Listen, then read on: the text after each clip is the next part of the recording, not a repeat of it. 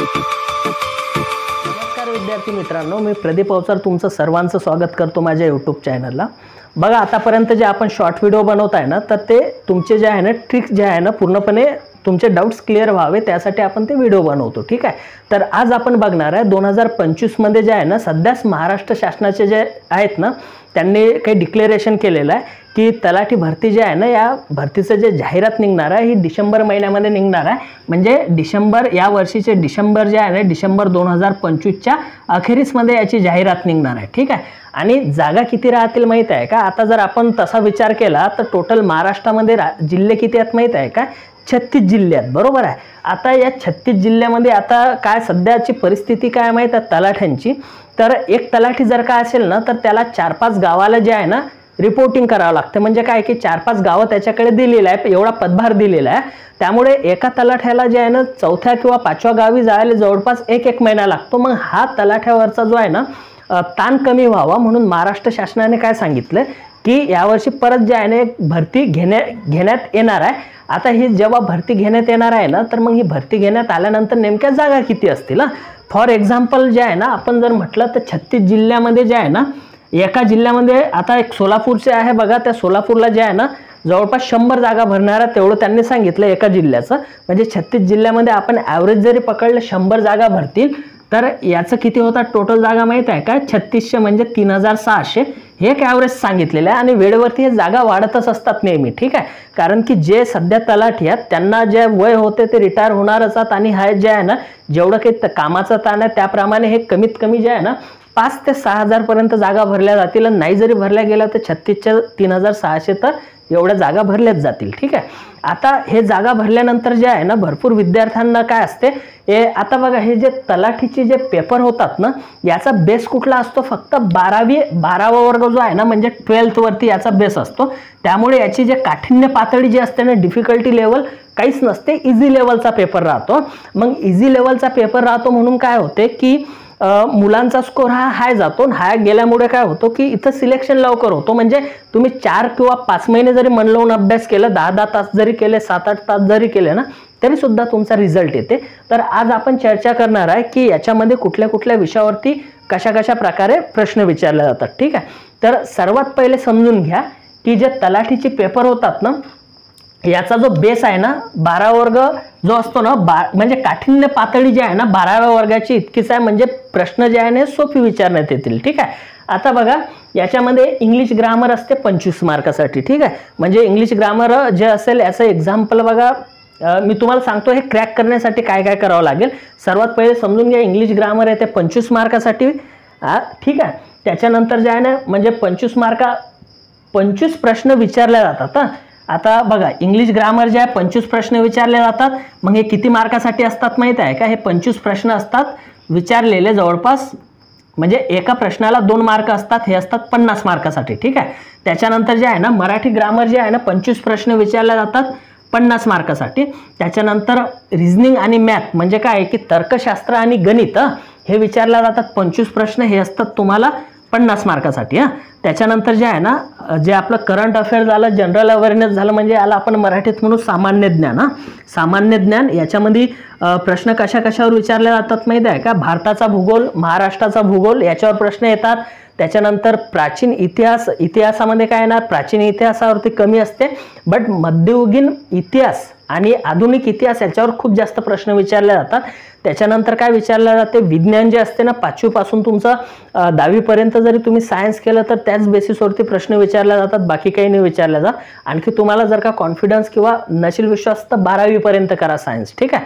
म्हणजे हिस्ट्री झालं, जिओग्राफी झालं आणि सायन्स झालं 5वी ते 12वी पर्यंत जरी केलं ना तुमचे जे आहे ना याच्यामध्ये सर्व कव्हर होऊन जाते, ठीक आहे। म्हणजे हे राहते सामान्य ज्ञानचे जे प्रश्न असतात 25 ते असतात 50 मार्कासाठी, ठीक आहे। आता बघा हे जे म्हणजे प्रत्येक 4 टॉपिक विचारले जातात।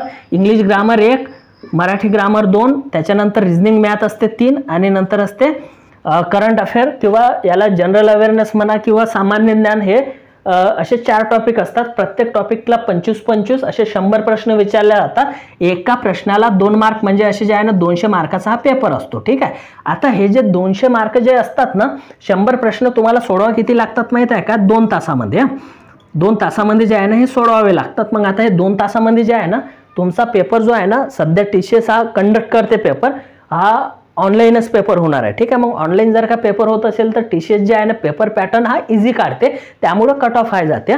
आता भरपूर मुलांचं म्हणणं हे असते की बाबा मी याच्यामध्ये स्कोरिंग कसं करू. ठीक आहे, आता काय असते माहिती आहे का, मुलं हे मराठी ग्रामर पण करतात, रिजनिंग मॅथ पण करतात, याच्यामध्ये पण ॲव्हरेजमध्ये चांगला स्कोर येतो. आता जे मागच्या वेळेस यांनी जे एक्झाम घेतली होती याच्या आधी जे झाली होती 2022 मध्ये आय थिंक, तर 2022ला प्रॉब्लेम काय झाला माहिती आहे का, भरपूर मुलांचं जे सामान्य ज्ञान होतं ना याच्यामध्ये कमी मार्क आल्यामुळे त्यांचा रिझल्ट राहून गेला होता. ठीक आहे, आता बघा जे इंग्लिश ग्रामर असते ना भरपूर मुलांची याच्यामध्येच अडचण असते. मी तुम्हाला सांगतो, जर का तुम्ही 4 महिने मन लावून अभ्यास केला ना तर हे 25 पैकी जे आहे ना तुम्ही किती प्रश्न सोडू शकता, 22 तर आरामशीर सोडू शकता. ठीक आहे, आता बघा तुम्ही 25 पैकी तुम्ही 22 प्रश्न सोडू शकता. आणि जे मराठी ग्रामर राहते ना विद्यार्थी मित्रांनो, मी तुम्हाला सांगेल जेव्हा ॲड निघेल ना आपण एक व्हिडिओ बनवू, तुम्ही कुठले पुस्तकं रेफर करायला पाहिजेत, किंवा 15-20 दिवसांनी मी एक व्हिडिओ काढतो त्याच्यावरती सांगेल. ते जे पुस्तक आहे ना तुम्ही 10 वेळा वाचून घ्या. 10 वेळा वाचा म्हणजे वाचा, पाठच करून घ्या डायरेक्ट. ठीक आहे, 10 वेळा पुस्तक वाचलं म्हणजे जे आहे ना ते तुमचा पाठच होऊन जाते. म्हणजे याच्यामध्ये जे आहे ना नाही कमीत कमी जे आहे ना तुम्हाला 23 मार्क तर 23 प्रश्न तुम्ही हमखास आरामशीर सोडू शकता. ठीक आहे, त्याच्यानंतर राहते रिजनिंग आणि मॅथ, 12वी लेवलच्या मॅथ आणि रिजनिंग पर्यंत येते. ठीक आहे, म्हणजे इझी लेवल राहते. याच्यामध्ये भरपूर विद्यार्थी काय करतात, 25 जे आहे ना आरामशीर प्रश्न सोडवतात. ठीक आहे, आणि नंतर राहते नेमका प्रॉब्लेम कशात येतो माहिती आहे का, हे जे करंट अफेअर आणि जनरल अवेअरनेस असते ना याच्याच मध्ये जे आहे ना मुलांचा स्कोर कमी होते, कारण की याच्यात विचारला काय जाईल हे आपण सांगू नाही शकत. म्हणजे ॲव्हरेजमध्ये तुम्ही याच्यामध्ये जर असं केलं 15 जरी प्रश्न सोडवले ना तरी सुद्धा सफिशियंट आहे. आता बघणार आहे आपण याच्यात किती तुमचा स्कोर जातो. आता हे किती होतील माहिती आहे का, हे बघा 2 आणि 3 5, हे किती होतात 10 आणि हे 15. त्याच्यानंतर बघा 2 4 6 आणि हे 8 म्हणजे 85. तुम्ही 85 प्रश्न जर का बरोबर सोडवले ना, आता बघा इथं 85 प्रश्न जर का बरोबर सोडवले, एका प्रश्नाला 2 मार्क, म्हणजे किती येणार याच्यामध्ये माहिती आहे का, याच्यामध्ये येणार तुमचं 5 2 10, 5 2 10, 8 2 16, 1 17, 170 जो आहे ना तुमचा स्कोर येतो. आणि याच्यावरती जे आहे ना कुठल्याही मुलाचं जे आहे ना नॉर्मलायझेशनमध्ये आणखी मार्क वाढून जातात. ठीक आहे, म्हणजे याच्यावरती तुमचं आरामशीर जे आहे ना सिलेक्शन होते. आणि तुमचं जर का करंट अफेअर सामान्य ज्ञान जर का तुम्ही चांगलं करता आणि याच्यात जर का आणखी तुम्ही जवळपास 20 मार्क जर का सोडवता ना तर इथं तुमचे किती होतात माहिती आहे का, 5 करून हे 90 होतील आणि हे 180 जरी म्हटलं ना तुमचं डोळे लावून जे आहे ना तलाठी म्हणून जे आहे ना सिलेक्शन होते. ठीक आहे, म्हणजे माझं काय म्हणणं आहे. आणि याच्यामध्ये एक तुमचा फायदा काय माहिती आहे का, या परीक्षेमध्ये निगेटिव्ह मार्किंग नाही आहे. म्हणजे तुम्ही असं जरी केलं की तुमचे 100 प्रश्न आहेत ना, 100 प्रश्नांपैकी जर का तुम्ही सोडवता ॲक्युरेट हे किती सोडवलं ते आपण 85, म्हणजे जर का 100 प्रश्न सोडवले आणि 100 पैकी तुम्ही 85 प्रश्न जे आहे ना ॲक्युरेट सोडवले आणि उरलेले 15 प्रश्नात ते जर का तुम्ही असं टुक्के जरी मारले, म्हणजे असं भरपूर मुलांना काय वाटते की 2 पैकी हे सोडू की ते सोडू, त्यापैकी टुक्के जरी केले तर तुमचे जर असं कन्सिडर करा 5 मार्क जरी बरोबर आले ना तर तुमचे किती ॲक्युरेट येतील माहिती आहे का, 90. या 90चे तुमचे किती होतात 180, याच्यावर तर तुमचं सिलेक्शन होते. ठीक आहे, म्हणजे जर का एवढी सोपी जर का एक्झाम असेल ना विद्यार्थी मित्रांनो तर संधी चुकवू नका. ठीक आहे, जेवढे जे कोणी आता माझे व्हिडिओ बघतील ना तर आजपासूनच जे आहे तुम्ही तयारीला लागा. म्हणजे जे तुमचं बेसिक ग्रामर जरी केलं, तुम्ही मराठीचं ग्रामर जरी केलं आणि हे जे रिजनिंग मॅथ जे आहे प्रॅक्टिसनं सहज प्रत्येकाचं कव्हर होऊन जाते. आणि तुमचं जे सामान्य ज्ञान आहे हे आतापासूनच करंट अफेअर करायला लागा. तुम्ही हिस्ट्री, जिओग्राफी, त्याच्यानंतर सायन्स हे जर का टॉपिक तुम्ही आताच जर का केले ना तर तुमचं सहज जे आहे ना याच्यामध्ये सिलेक्शन होते. एवढं काही ताण घेण्यासारखी गरज नाही आहे. फक्त काय होते की आपण वेळेवरती गोंधळ होतो मुलांचा, म्हणून जे आहे ना त्यांचं सिलेक्शन राहून जाते. ठीक आहे, त्यामुळे माझं म्हणणं हेच आहे की आतापासून तयारीला लागा. नक्कीच तुम्ही जे आहे ना तलाठी होसाल. ठीक आहे, आणि जेव्हा ॲड निघेल तेव्हा फॉर्म भरता वेळेस कुठले प्रिफरन्स द्यायला पाहिजेत, कुठं वॅकन्सी कशा प्रकारे असतात, कुठं वाढू शकतात, त्याच्यावर पण आपण व्हिडिओ बनवणार आहे. आणि जे तुमचा इंग्रजी या विषयाचा जो प्रॉब्लेम्स आहे ना तर आपण माझ्या चॅनलवरती जे आहे ना मी फ्री ऑफ कॉस्टमध्ये कुठलीच फी न घेता जे आहे ना तुम्हाला इंग्रजीचे जे शॉर्टकट ट्रिक्स आहेत, त्याच्यानंतर कुठले प्रश्न कशा प्रकारे आन्सर करावे हे शिकवत असतो मी. त्यामुळे जे आहे ना जे नवीन विद्यार्थी असतील त्यांनी चॅनलला सबस्क्राईब करा आणि व्हिडिओ आवडला तर नक्कीच लाईक करा. काही अडचणी असतील कमेंट पण करत जा, जेणेकरून काय होते की मला समजते तुमचे प्रॉब्लेम्स काय आहेत. ठीक आहे, तर व्हिडिओ बनवण्याचा उद्देश हाच आहे की महाराष्ट्र सरकार जे आहे ना डिसेंबर 2025 मध्ये जे आहे ना तलाठी भरती करणार आहे आणि त्याची ॲड काढणार आहे. त्यामुळे सध्या जो आहे ऑक्टोबर महिना, नोव्हेंबर आणि डिसेंबर तुमच्याकडे जवळपास 1.5 महिना आहे. या 1.5 महिन्यात जरी तुम्ही तयारी केली ना तर तुमचे 1-2 टॉपिक ज्यात आरामशीर कव्हर होऊ शकतात. ठीक आहे. प्रायव्हेट क्लासेसमध्ये 60-70 हजार 20-30 हजार रुपये भरून जे आहे ना तुमचं नुकसान होते, कारण की ते गॅरंटी नाही देत, कुठलाच क्लासवाला तुम्हाला हे लिहून नाही देत की तू आमच्याकडे क्लास लावला म्हणजे तुझं सिलेक्शन होणार. ठीक आहे. आणि तुमचं जर नाही सिलेक्शन झालं तुम्ही त्यांना विचारायला गेलात, त्यांच्याकडे ऑलरेडी मेहनत करून पोरांचे रिझल्ट आलेले असतात, मग ते हेच म्हणतात त्यानं मेहनत केली म्हणून याचा रिझल्ट आला, तू मेहनत नाही केली म्हणून नाही आला. ठीक आहे.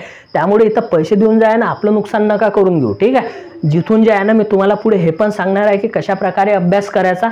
चिल्लर आहे, तलाठीचा अभ्यास म्हणजे एवढं की मोठी गोष्ट नाही आहे. तुम्ही सेल्फ स्टडीने पण जे आहे ना तुमचा रिझल्ट काढू शकता. ठीक आहे. तर जे नवीन असतील माझे व्हिडिओ आवडला तर नक्कीच लाईक करा आणि माझ्या चॅनलला फॉलो करा, म्हणजे तुम्हाला जे आहे ना अशाच प्रकारची महत्त्वाची माहिती मी देणार आहे पुढे पण. सर्वांचे खूप खूप धन्यवाद माझा व्हिडिओ बघितल्याबद्दल.